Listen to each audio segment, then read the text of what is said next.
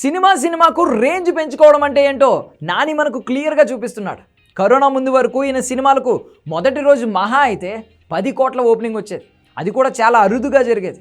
కానీ ఇప్పుడు నాని రేంజ్ మొదటి రోజే 40 కోట్లు వసూలు చేసే స్థాయికి వెళ్ళిపోయింది.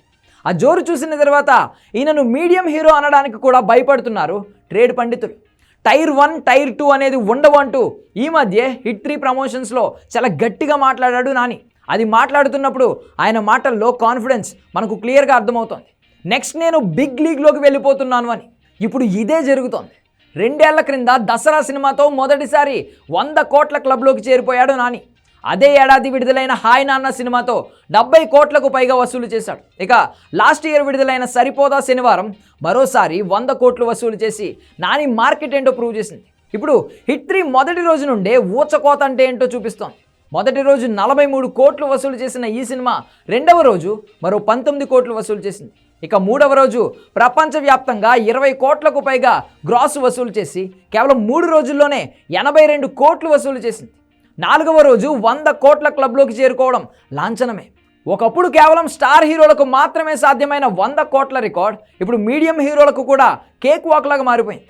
అందులోనూ నాని లాంటి హీరోలు చాలా ఈజీగా సెంచరీ కొడుతున్నారు. ఆయన రేంజ్ చూస్తుంటే రాబోయే ప్యారడైజ్ సినిమాతో మొదటి రోజే 50 కోట్లు ఈజీగా వసూలు చేసేలా కనిపిస్తున్నాడు. ఆ సినిమాతో 200 కోట్లు టార్గెట్ పెట్టుకుంటున్నాడు న్యాచురల్ స్టార్. ప్రస్తుతం ఈయన దూకుడు చూస్తుంటే, పెరుగుతున్న మార్కెట్ చూస్తుంటే 200 కోట్లు పెద్ద కష్టమేం కాదు.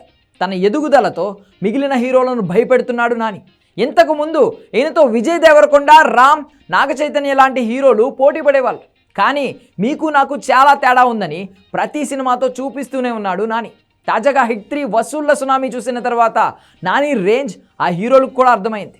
తొలి 4 రోజుల్లోనే ఈ సినిమా సేఫ్ అయిపోయి బయ్యర్లకు లాభాలను తీసుకొస్తోంది. ఓవర్సీస్ అయితే 3 రోజుల్లోనే $2.5 మిలియన్ వసూలు చేశాడు నాని. ఎలా చూసుకున్నా ఆయన రేంజ్ ఇప్పుడు మామూలుగా లేదు. ఇదే దూకుడు కొనసాగితే టైర్ 1 అని చెప్పుకుంటున్న హీరోలకు కూడా నాని నుండి ముప్పు తప్పదు.